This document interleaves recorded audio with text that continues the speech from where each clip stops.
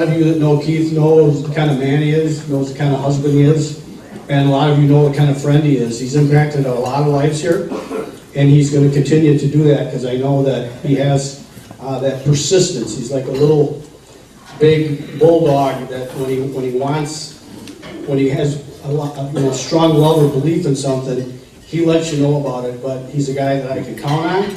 He's a guy that I can go to. He's the accountability partner that people may need. But let's give it up for the founder of Leading with Power, Keith Tompkins.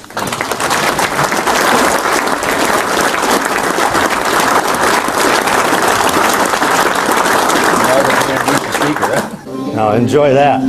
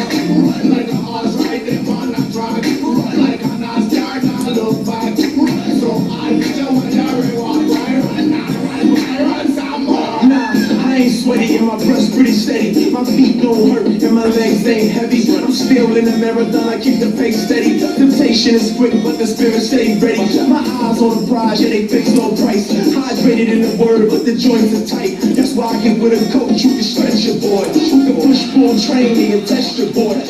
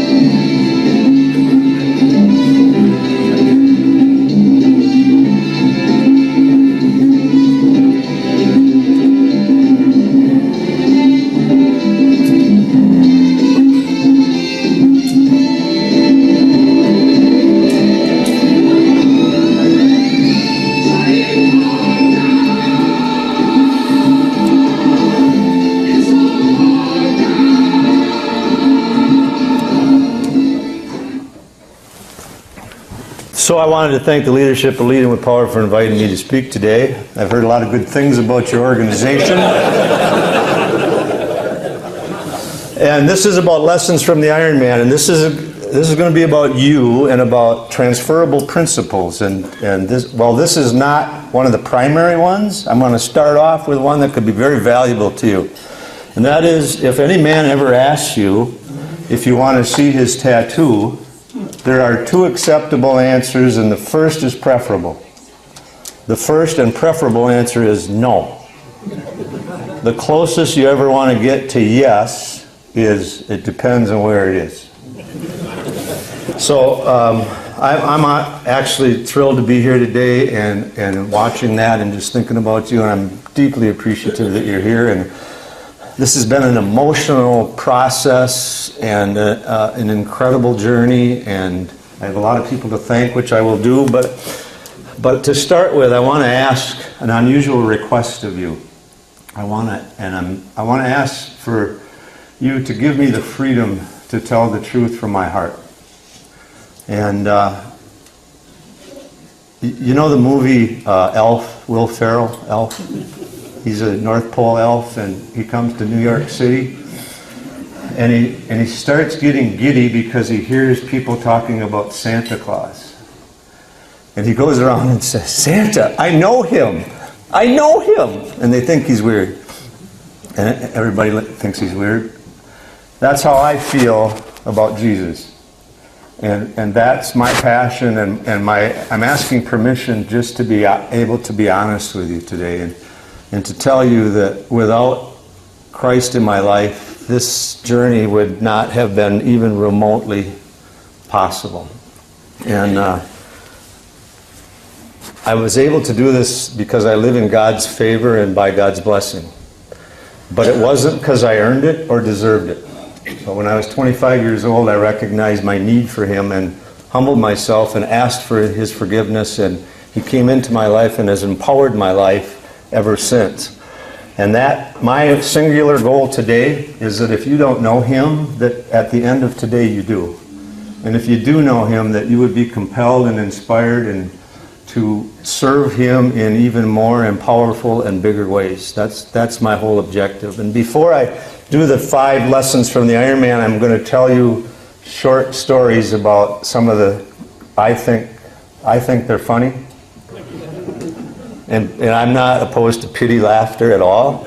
It energizes the speaker. But the first one is, in the middle of my training at the Northern Wisconsin State Fair, I ran into an old classmate who made the mistake of asking an Ironman what he's been up to. You never want to do that unless you have like 45 minutes for the answer. But as I was explaining to him what I was up against here, my a little bit overweight, out of shape, probably hasn't been doing much friend, with a cigarette hanging out of his mouth, as I described the swim and the bike and the run, he said, "You know, I think it'd probably be the swim that would get me."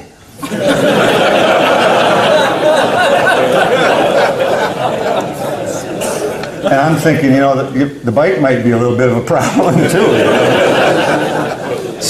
So the first lesson is the power of BHGs. And BHGs are not performance-enhancing drugs.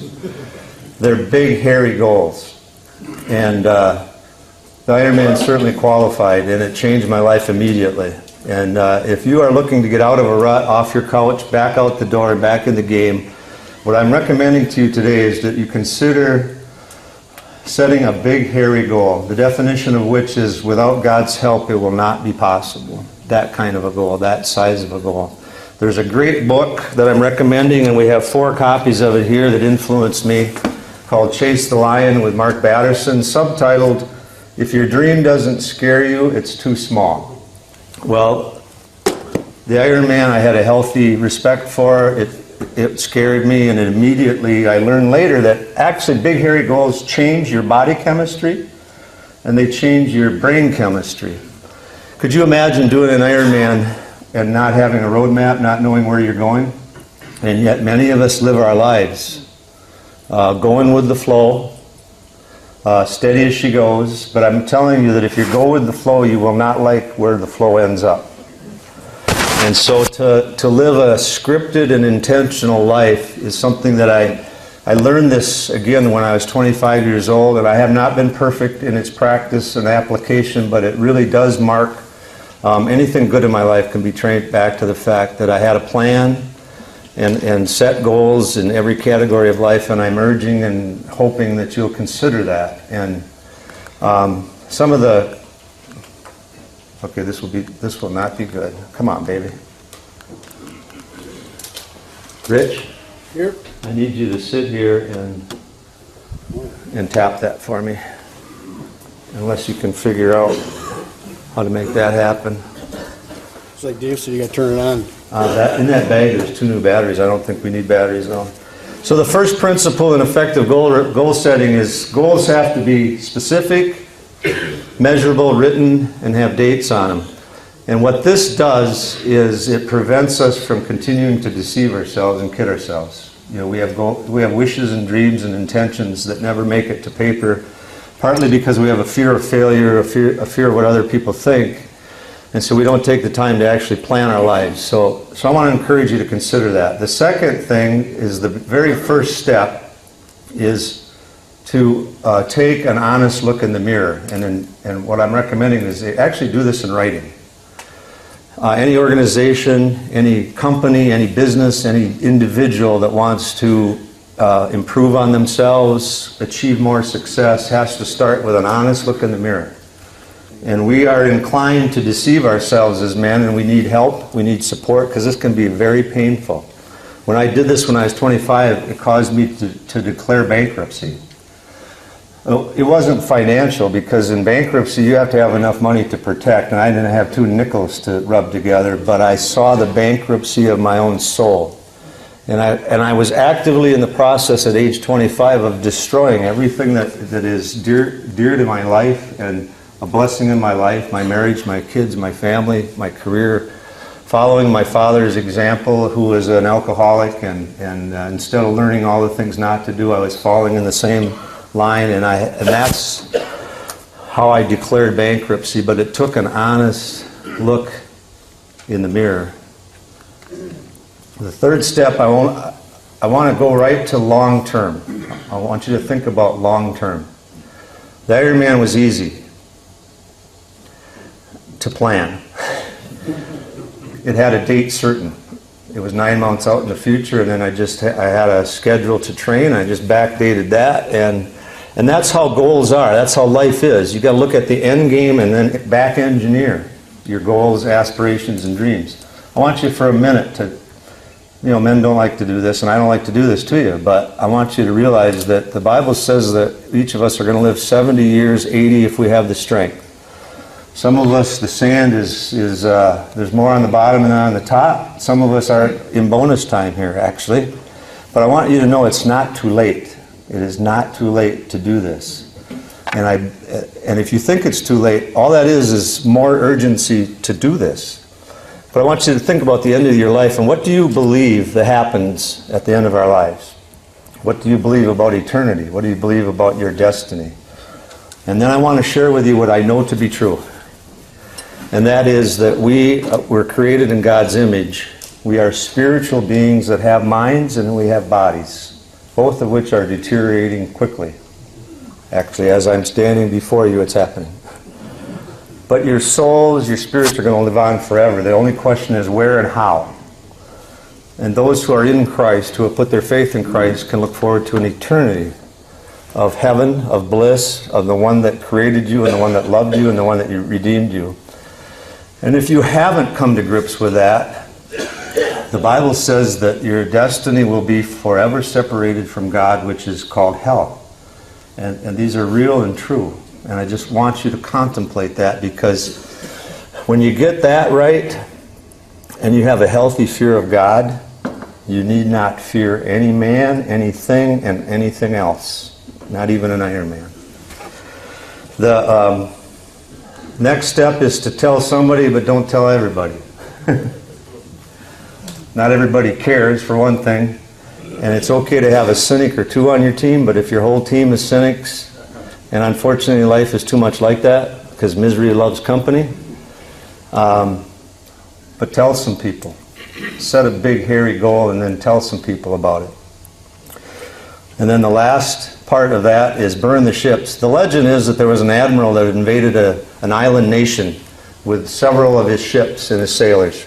The moment they landed, he instructed them to burn the ships, which was saying failure is not an option. There's no turning back. We will either succeed or here will die. For me, the burn the ship moment was the day I sat down and I registered for the sprint triathlon in Eau Claire, the Olympic triathlon Lake Rebecca, the half Ironman in Chisago Lakes, and the full Ironman in Louisville, Kentucky. And I know that you guys probably think we're very generous here because we always give you stuff, but the truth is, once I spend money, I'm committed. But I want to ask you, what would be burning your ships? What would that look like in your life to burn your ships? Would it be small ambitions? Would it be bad habits?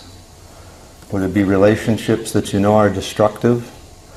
A lot of times burning the ships actually mean going for the best.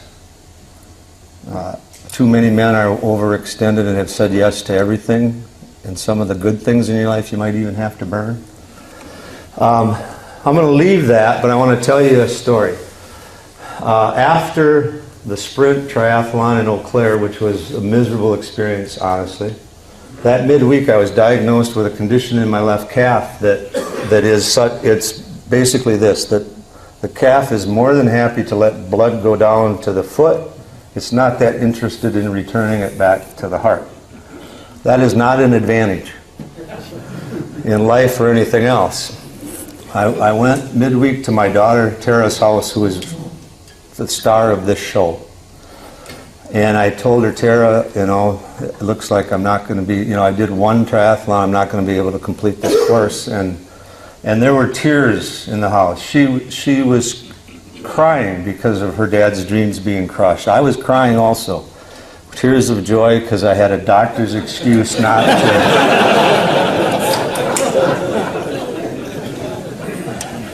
I'm leaving their house, and on my way out the door she says this, "Well, Dad, I guess the only way you could do this is if you could swim fast enough and bike fast enough that you could walk a marathon." And I thought, you brat. Because actually she's right. And that is possible.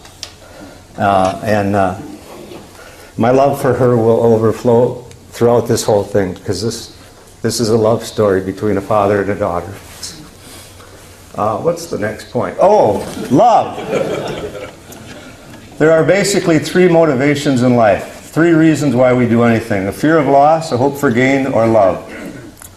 What are you afraid of? What is every man afraid of? Public speaking, what other people think.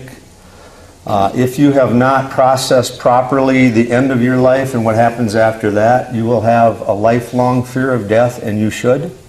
It will haunt you until the end when you don't know for sure what's going to happen after that, and you can know for sure. I want you to know for sure. The second one is where most of us as men spend most of our time, and that's the hope for gain. Nothing wrong with wanting to get ahead. Nothing wrong with wanting to earn a good living. Nothing wrong with wanting to compete.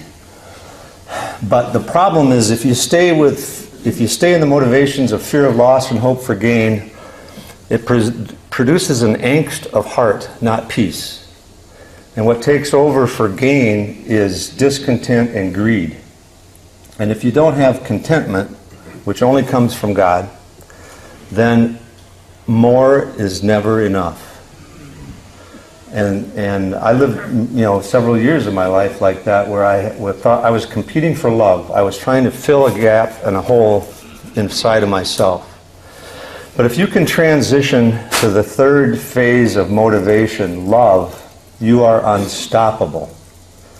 The challenge is that you cannot know love without knowing God, because God is love. Romans 5:8 said it. God demonstrated his love for us in this, that while we were yet sinners, Christ died for us. And without knowing God and not knowing love, it's impossible to have love be your motivation. But if it is, you will be unstoppable. And I wrote down here because I wanted to define this better for you, what exactly love is. It's sacrificial. It's an act of the will. It's a choice. It's not dependent on a response from the other person, but it is unstoppable. The way this affected my Ironman is I had the freedom to compete. I had the freedom to fail.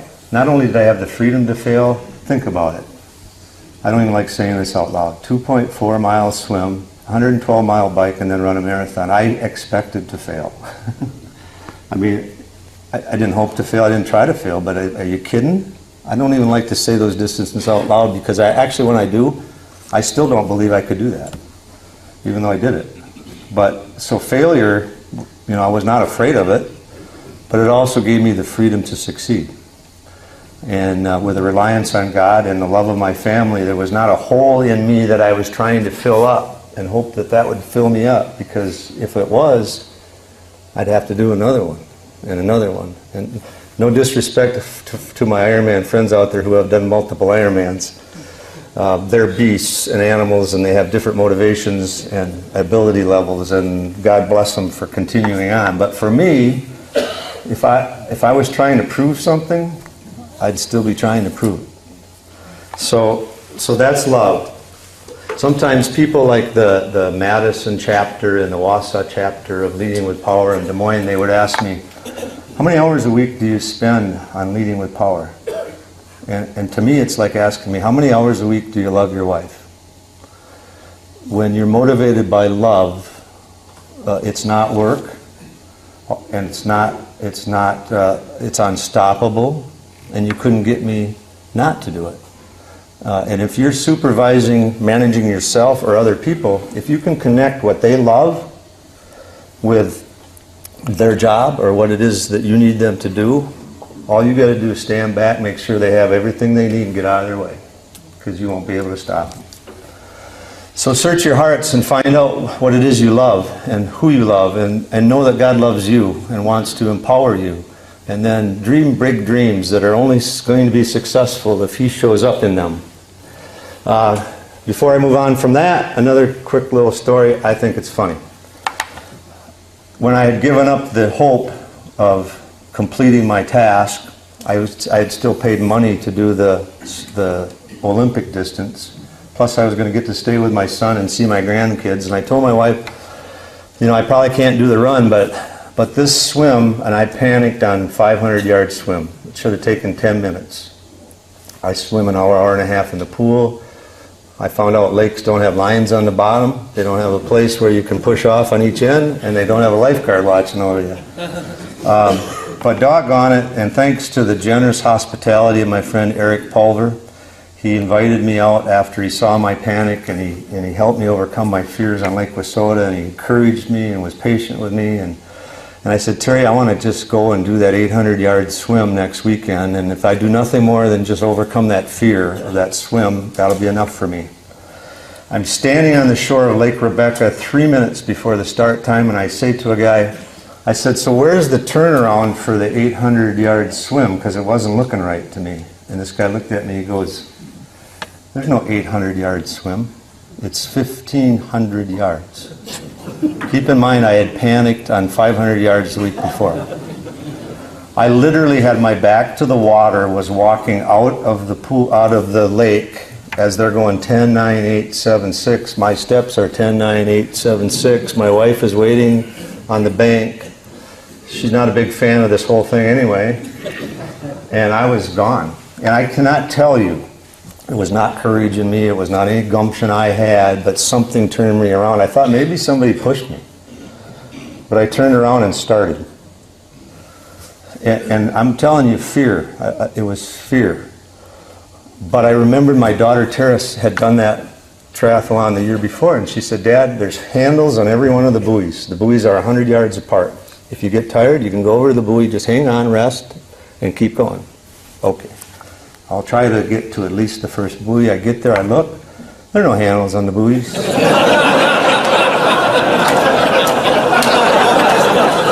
buoy is this big around, and it's this high. You're not getting on it, you're not getting around it. So now I'm committed. And honestly, it was, for the next 50 minutes, it was the most worshipful and prayerful time of my life. Seriously, that. And I prayed, God, you created the fish. You know more about swimming than anybody. Could you teach me? And like right now would be really a good time. And at one point he asked me, Keith, why are you so afraid to die? And you know what I realized? I really wasn't afraid to die. a man's pride, or at least my pride, is so strong that I was afraid of being embarrassed. I was afraid of having to call for help in a boat to come bring me back to shore with all the people watching and be such an embarrassment to myself and pride was stronger than fear of death. And I'm not bragging about that, and I still wrestle with that, but I'm just telling you. But the third principle that I believe is transferable. Oh, there's the love story right there. Okay, we'll move on. This is the third transferable principle, is the power of attitude. If you can't read the screen, it says the wind doesn't determine your destination, the set of your sail does. I learned this lesson watching my son-in-law Ryan do the Madison Triathlon. And if you go to the finish line of a triathlon, you will be blown away with the body sizes, the ages, the styles, the abilities and the disabilities. I was watching the Madison, there was a guy swimming in, and all of a sudden a little group of people were like scurrying around, and I wondered what was going on. They were bringing him his legs so that when he got out of the pool, or out of the lake, he could put his legs on to run up to get on his bike. And I thought, what's your excuse? But seriously, man, I know there are men in this room that are facing incredible health issues right now. I know that there's men I know, and many of you I don't know, that are experiencing marriage challenges, problems with kids, but they've allowed you to fixate and get stuck. And my encouragement today, and I just want to tell you, for every legitimate excuse of broken relationship, a church that messed with you, a wife that left you, a business that failed on you, I can introduce you to a man who has faced the same thing and by God's grace and by God's deliverance has overcome those. And so I just want you to be encouraged. And if you've been stuck in the past, it's time to move on. It's time to get healing and go on to bigger and better and dreams, and we'll help you. That's what we're here for. We'll do that. So there's two attitudes I want to tell you that, we could talk all day on attitude, but humility is your friend. If you want to give yourself a test on humility, have you asked God for His forgiveness of your sin? Have you received that forgiveness? And are you ready and willing and often extending forgiveness to other people? That's a sure sign of humility. Your alternate option is bitterness. And bitterness is like drinking poison hoping the other person dies. Another thing is, do you have an attitude of entitlement or gratitude? With an attitude of entitlement, that's how we get critical. It's never enough. We've always been mistreated. But with a humble heart and a humble attitude toward life, we're thankful for everything. And we're willing to tell people thank you often. And then the last thing along this line is, are you teachable or are you stubborn? And unfortunately, adversity does not automatically produce humility. Sometimes we double down on stupid and stubborn. But I was broken. I had a naive belief I could do an Ironman that came out of my own pride and imagination, and I think maybe I had to have that for a while. But I was broken in every capacity. I thought I could swim. Swim was a disaster. I thought I knew how to bike. I was biking stupidly, and I would never have had enough energy in my legs to finish the course. I knew I wasn't a runner, so that was a disaster from the get-go. But I got a lot of help, I got a lot of coaching, and I kept my heart teachable and open. I quit many, many, many times, but God would not allow me to quit. But He did allow me to be humbled, and that was the key to success. And I think humility is the key to success. The Bible says that with pride goes destruction, with humility there's wisdom. The other attitude I would just encourage you to consider is to be relentless. Once you know for sure that God's tapping you on the shoulder and pointing you out to a big hairy goal, let God and God alone stop you, and don't let anything else stop you. There's a first law of success on accomplishing your goals, and that is don't die. Having said that, even death, you can die well. You can die, and I just wanted to mention Roland Charette's life is still bearing fruit to this day and will continue to bear fruit. You can live your life in such a way that it actually, your dreams and your goals and your aspirations survive you and bless people into the next generation. So death is not so bad if you know Christ. But it does put an end to your earthly big hairy goals that from that day forward you're probably done. The other thing, I'm going to show you this, and I want you to dwell on it, stew on it. This makes the hair stand up on the back of my neck. The other one is, don't quit. And I don't know if you can see that. I want you to stare in the eyes of that lion, and I hope you can read it. And if you can't, this is what it says. The devil will whisper in your ear that you cannot withstand this storm. The warrior will respond, I am the storm. That is not a prideful proclamation. I want to show you where that comes from. We give out these bookmarks, and if you're new here, this bookmark is a free gift to us. They're on the tables. There's more over there. Take as many as you want. Please look at them.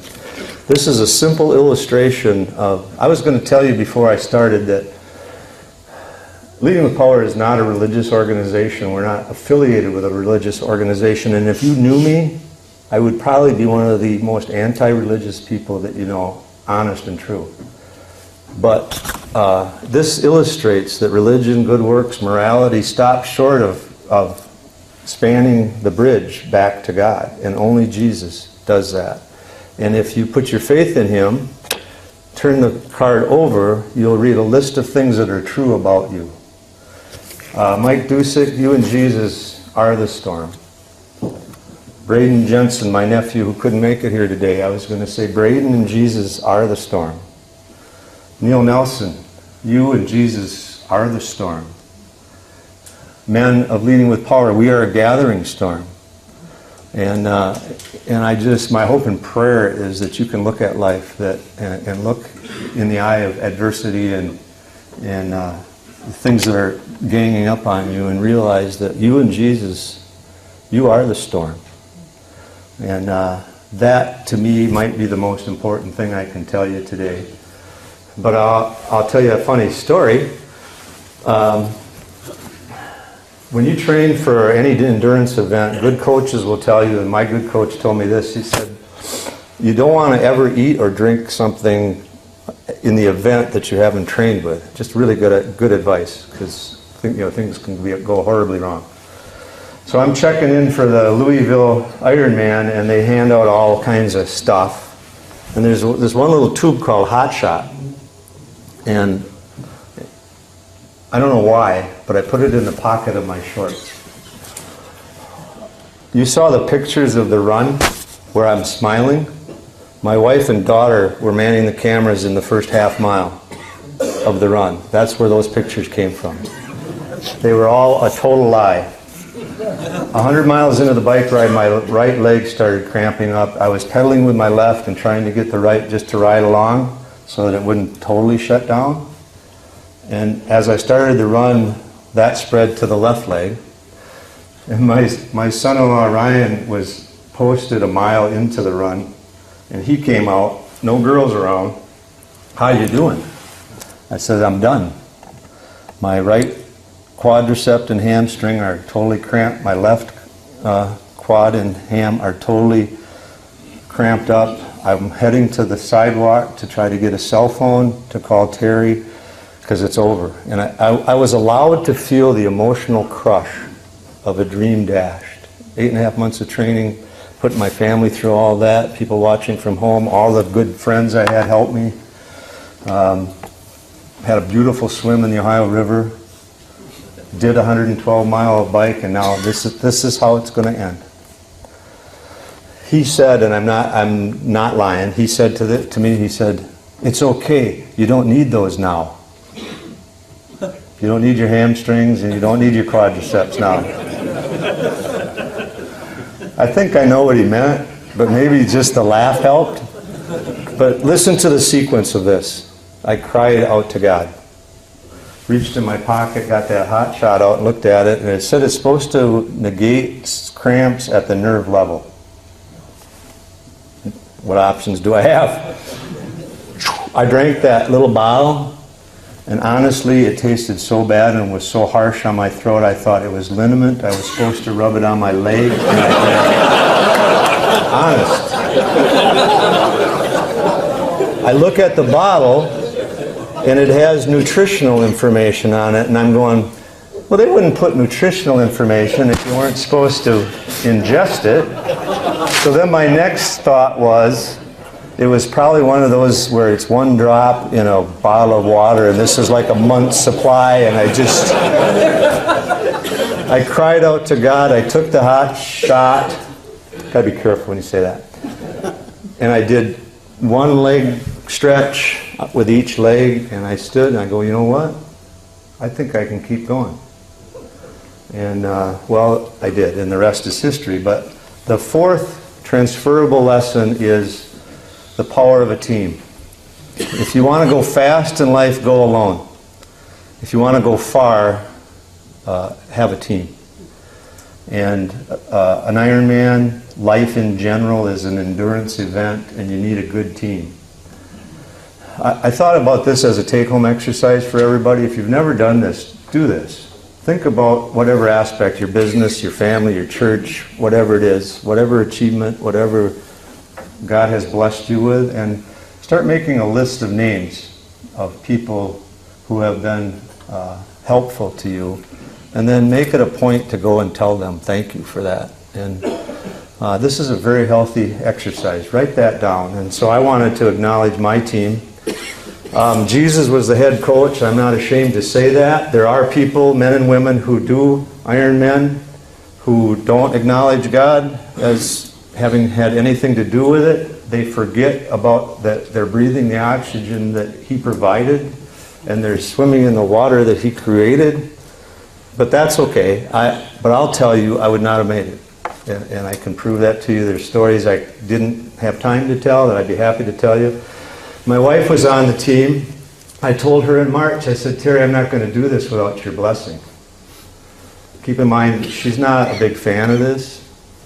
It's not that she thinks that people that do this are stupid. But I said, Terri, I won't do it without your blessing. In March, she gave me her blessing. A couple days later, she was reminding me of how stupid it was. And I said, honey, I think we need to sit down and talk about the definition of a blessing. My daughter, Terri, I've already kind of expounded. I would never... This whole thing started, she was watching Ryan a year before in the Louisville Triathlon, and she said, Dad, if this was still ever a dream of yours, I know you could do it. First, she remembers my dreams better than I do. And her thinking that she knew I could do it was actually kind of enough for me. But somehow we went on, and James and Jill, James is here today. James and Jill Kirkin are some of the best friends you can have. They're generous with their time. They're devoted to health and fitness and exercise and strength training. And they surprised me at the Ironman, the half Ironman in Chisago Lakes. That was the day that I realized I'm going to make it. And I'm going to end this whole thing with a picture that was taken that day that I hope blows you away as much as it does me.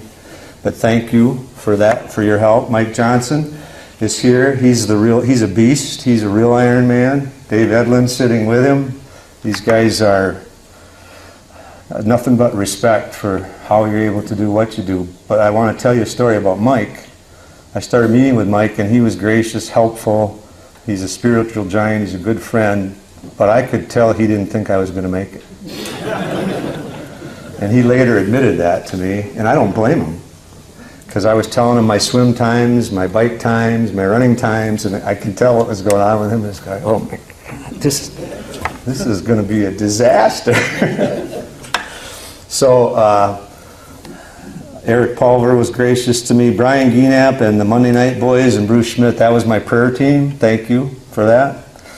Tom Langley and Tom Arneberg put me on to many things. Tom helped me with injury prevention, helps with injuries, but they do a thing called the I was going to call it the Langley method, the Galloway method of running, which includes 7 minutes of running with 1 minute of walking in intervals right from the very beginning of a race. That takes humility. Think about this. You think you're going to be competing for an Ironman and 8 minutes into the run you're walking? And people that actually know how to do Ironman are running by you going, what were you thinking if you're walking already? But it was valuable. Dave Edlin helped me be a smarter biker. He's kind and generous with his time. He helped me know what to wear, what to eat and not eat.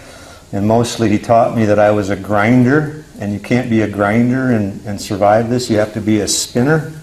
So you've got some energy in your legs, and he taught me that. Took the initiative to do that. And then Kevin Freeman is here today. Kevin has been keeping the Y clean for 30 years or more. I think he worked there when I left, actually. Old family friend, neighborhood friend, and one of the greatest encouragers you're ever going to want to meet. From the time that Kevin found out what I was doing, he started calling me an Ironman from that day. Every time I went to the Y, hey Ironman. And just to have somebody believe in you and somebody to speak it out loud makes a huge difference. Man, if you can do that for other people, just affirm people and love on them. And now if my wife goes up to the Y now and I'm not with him, he'll say, where's the Ironman? And Spring Street Sports, they've been really valuable. Okay, last and best story, funniest story. I'm 22 miles into the run. On the streets of Louisville. It's 6.5 miles. It's downtown, out back. So halfway through, you get teased with the finish line, and then you got to turn around and go back out again. And I'm doing my 7 minutes running, 1 minute walking, and I start noticing about 22 miles, the legs are going to start to go again, and even 4 miles is too far to crawl. And I found that if I walked, they were okay, but if I kept trying to run, I ran the risk of them totally shutting down again. And I looked at my watch and I did a calculation how fast I can walk, and I knew I was going to be an Ironman because I could afford to walk it in, which I did. I walked the last 4 miles and just, I was celebrating a victory lap, and it was great. And I went by a bar and I looked in, and the Packer Giant Sunday night football game was on in the bar. So I went in the bar. True story. My only regret, and forgive me for my, never mind. I didn't have a beer. But I did go inside to find out what the score was. So I'm still not sure if I'm just really a poorly focused Ironman or a really zealot Packer fan. But either way, fifth and final transferable lesson, and that is to the power of purpose. God has a plan for your life. Ephesians 2:10 says, you are God's masterpiece. God created you with work to do. And that work He has planned in advance for you to do. And if you're having problems making sense of life, maybe it's because our plans are taking us this way and God's plans are wanting to take us this way, and they need to merge. And man, I had the privilege of choosing a big hairy goal and watching and then having it succeed. But sometimes life doesn't let us pick the big hairy goals. It gives us the big hairy goals. My Ironman this past year was rehabbing a torn Achilles. My nephew's Ironman is to adapt and adjust from the loss of a leg and learn how to live life to the full. Many of you are sitting that you don't have time to be setting big hairy goals because you're trying to survive today. But I want you to know that the purpose is the same. Whether it's great success or great adversity, your Creator, the God that loves you, Jesus who created you, redeemed you, loves you, just wants you to develop a joyful, desperate dependence on Him. See, we're going to be on the other side of death a lot longer than we're on this side. And we're going to spend, if we have faith in Jesus, we're going to spend eternity with Him. And He wants to be our God. He wants to show up on our behalf. He wants to enable us to accomplish big dreams. Do you know that Jesus said, My followers will do the things they saw me do, and then this blows me away. Think about this. And they will do greater things than these. If you set your goals only as big as what you know you can accomplish, you can rightfully glorify yourself in that. Good for you. But if you're a servant of Jesus, He wants to change the world, and He wants to use us to do it. So find a goal that's big enough, that's sure to fail, if God doesn't show up. And then when He does, who gets the glory? He does, right? And you get the joy of watching God work. So we have an individual purpose. You each have an individual purpose that's God-given. It's time to discover it if you haven't, and move on with it if you have. But I also see a corporate purpose that we have together. I called you guys the Gathering Storm, and I mean that. Check out this. Exodus 9:16. But I have raised you up for this very purpose, that I might show you my power, and that my name might be proclaimed in all the earth. We have a team of 3 guys with us here today. Noah, Ryan, and Caleb are here. They're from out of town, so they're experts. I'll be an expert next week in lacrosse when I do this again. They have brought with them some Bibles. If you don't have a Bible or even a basic understanding of how to navigate a Bible, this Bible is very unique. It comes with a wristband. It's color-coded, and it's very easy to go into the relevant verses that you would need to know to begin a relationship with Jesus. They will be coming back and have been coming back to launch an effort that I hope that many of you are interested in and become a part of, called the Revive the Chippewa Valley. And it's basically to get this message and this news out to this community, which is why I think God has been gathering this storm. And I'm going to leave you with this. And the timing was perfect. Only God does that. I told you I was sure I was going to fail until my birthday, July 23rd. And, we're going to celebrate Christmas here pretty soon. And it occurs to me that Jesus came pursuing a big, hairy goal. He was going to redeem His people and restore them in relationship back to the Father, to forgive their sins, to live a perfect life, and then to be crucified instead of us, to take our place. He had a big, hairy goal. He was motivated by love. He had an attitude of humility and relentlessness, and He put together a team. Do you realize that if you're a believer in Jesus here this morning or this afternoon in this room, you and I are a fruit of that first team of 12. We are directly connected to the first team that Jesus put together.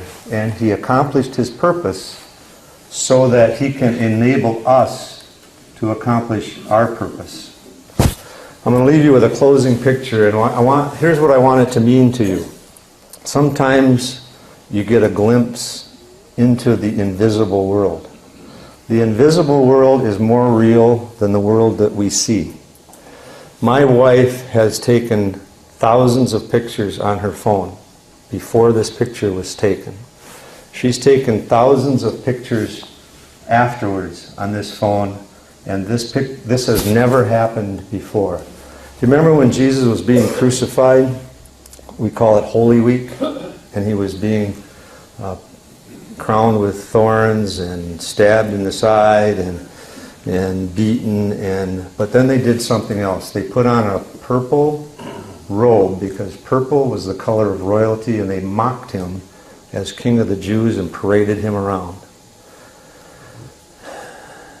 And when I saw this, I knew I was living in God's favor by God's blessing, and I was going to make this.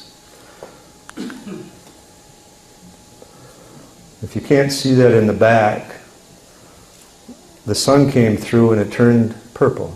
And I'm behind there putting my bike jersey on, getting ready to bike the second leg of the half Ironman Triathlon. And what I want this to mean to you is that in this invisible world, there is a God that loves you, a Savior that redeemed you, and a Holy Spirit that stands ready to have you live in His favor, by His care, under His protection. And I am so grateful for you giving me the freedom to share that story. And I would like to say that you don't have to go home, but you can't stay here. Thanks for listening.